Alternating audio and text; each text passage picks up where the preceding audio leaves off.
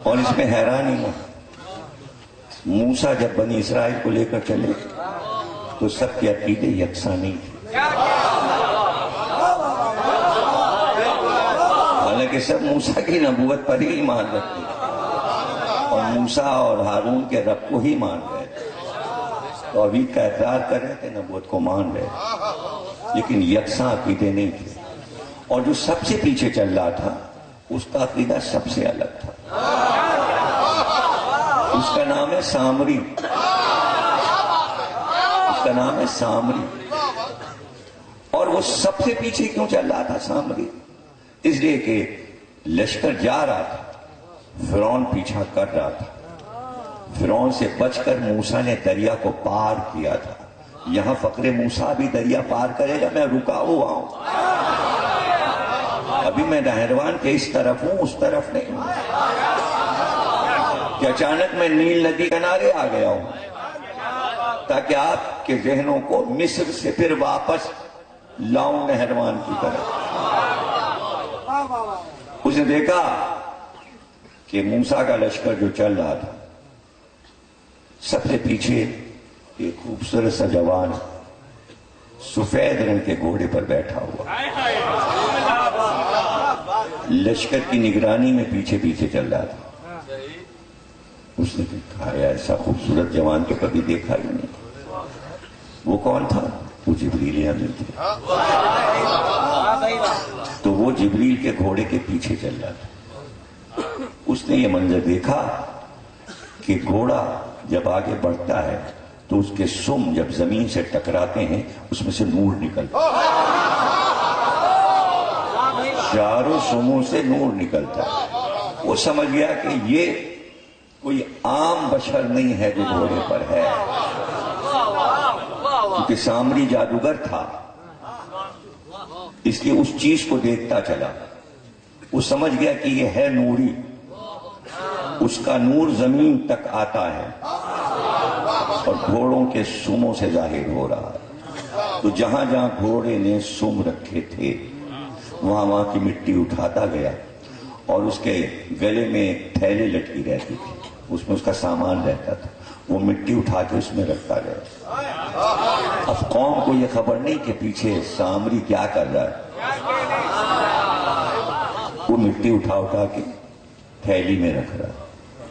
جب آ گئے اور کوہ طور پہ موسیٰ سے باتیں ہونے لگی تو موسیٰ نے کہا، ایک دن اعلان کیا کہ اللہ نے ہم کو بلایا ہے اور کہا 30 راتیں آ کر کوہ طور پہ گزارو۔ یہ سب قرآن کا واقعہ پڑھ رہا ہوں، تاریخ سے نہیں پڑھ رہا ہوں، اور قرآن میں کئی بار بیان ہوا ہے، ایک سورے میں، دوسرے سورے میں، تیسرے سورہ طٰہٰ میں بھی، سورہ اعراف میں بھی۔ تو یہ واقعہ اللہ نے کئی بار سنایا ہے اپنے حبیب کو۔ 30 راتوں کے لیے جا رہا ہوں تاکہ اللہ کہتا ہے تم آؤ میرے پاس تو میں تمہیں توریت عطا کروں گا۔ تو حضرت موسیٰ جب جانے لگے تو اپنی قوم سے کہا کہ میں اپنا نائب، اپنا خلیفہ تم پر اپنے بھائی ہارون کو بنا کے جا رہا ہوں، جو یہ کہیں وہ تم کرنا۔ جب موسیٰ وہاں پہنچے تو اللہ نے کہا کہ دیکھو کہا تو تھا 30 راتیں، لیکن ہم تمہاری قوم کو آزمانا چاہتے ہیں۔ کس نے کہا؟ اللہ نے اپنے نبی سے کہ ہم تمہاری قوم کا امتحان لینا چاہتے ہیں، اس لیے 10 دن اور بڑھاتے ہیں، تم 30 راتوں میں نہیں 40 راتوں میں واپس جاؤ گے، اور اس کے بعد ہم تمہیں توریت دیں گے۔ جب موسیٰ نہ آئے تو قوم نے کہا کہ بھئی موسیٰ کہاں چلے گئے؟ آپس میں باتیں کرنے لگے تو سامری آیا، اس نے کہا وہ اب تھوڑی واپس آئیں گے۔ بس یہ سننا تھا، لوگ آپس میں کہنے لگے مر گئے موسیٰ، کوہ طور پہ مر گئے، اب نہیں آئیں گے۔ اب جب نہیں آئیں گے تو کیا ہو؟ حالانکہ کہہ گئے کہ خلیفہ چھوڑ کے جا رہے ہیں، واقعہ قرآن میں ہے، اس کے معنی قوم نے نبی کے بنائے ہوئے خلیفہ کو نہیں مانا۔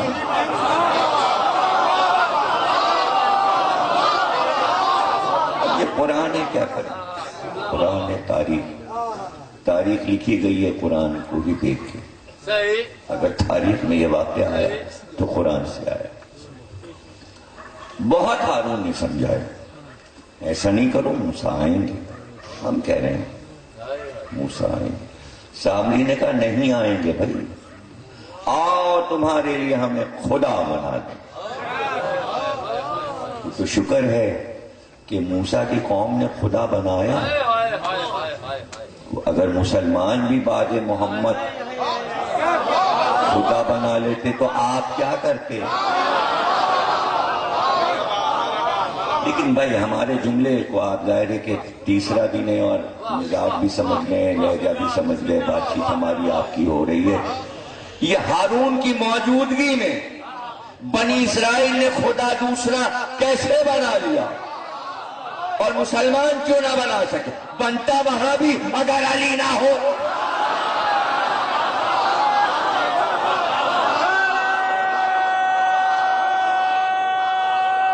اب دوسرا جملہ سننے کو تیار ہے. پرانی آیات ہیں، سورے. اس نے کہا وہ جو تم نے فرعون کا سونا لوٹا تھا محل سے، وہ سب لوگ جو لوٹ لوٹ کے لائے وہ سونا لاؤ، وہ سونا لاؤ. سب نے سونا لا کے چمکا.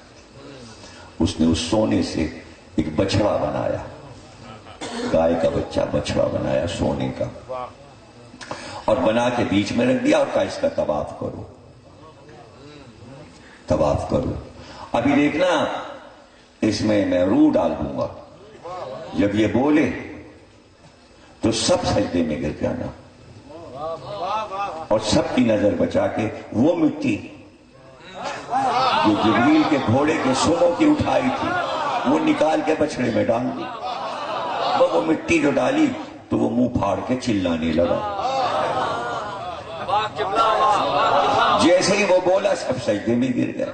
ہارون سمجھاتے رہے یہ کفر کر رہے ہو، یہ شرک کر رہے ہو، یہ کیا کر رہے ہو. آپ سب اس کی پوجا کرنے لگے بچڑے کی. بچڑا بن گیا اور سب اس کی پوجا کر رہے ہیں، اس کی عبادت کر رہے ہیں. 40 دن کے بعد موسیٰ آ گئے. انہوں نے دیکھا پوری قوم بچڑے کی پوجا کر رہی ہے تو انہوں نے قوم سے نہیں پوچھا، سیدھے ہارون کی طرف آئے. پوری قوم میں تمہارے اوپر چھوڑ کے گیا تھا، یہ بت پرست کیسے ہو گئی، یہ توحید سے کیسے ہٹ گئی. اب جواب سنیے، قرآنی جواب ہارون کا. کم آ جائے میں کیا کروں، میرا گریبان چھوڑ دو. بات گریبان تک آ گئی ہے، قرآن کہہ رہا ہے سگے بھائی ہیں تو گریبان چھوڑ دیجئے. اس لیے کہ اس قوم نے آپ کے خلیفہ کو کمزور کر دیا. انہوں نے دھمکیاں دی کہ تم بولو گے تو جان سے مار دیں گے. پھر ہم کیا کرتے، ہم کمزور ہو گئے تھے. تو رسول کہہ کے گئے تھے یا علی یہ قوم تمہارے حوالے کر کے جا رہا ہوں. علی کو اس کی پرواہ نہیں ہے کہ تم نے ہمیں خلیفہ مانا یا نہیں مانا، لیکن ہم تمہیں بت پرستی دوبارہ نہیں کرنے، بچڑا نہیں پوجا جائے گا. جیسی قوم موسیٰ ہارون کو دے گئے تھے ویسی قوم موسیٰ کا بھائی واپس نہ کر سکا. یہ کائنات میں صرف علی ہے کہ محشر میں محمد جیسی قوم دے گئے ہیں لا الہ کے ساتھ، ویسی قوم محمد کو دے کے کہیں گے اس میں کوئی لا الہ کے علاوہ ہے. تبھی تو ہم خوش ہوتے ہیں جب پوری قوم کہتی ہے لا الہ الا اللہ، لا الہ الا اللہ. بھائی اسی پہ جمے رہو، لا الہ الا اللہ. یہ کامیابی ہے. ہمیں نہیں چاہیے کہ تم علی ولی اللہ کہو.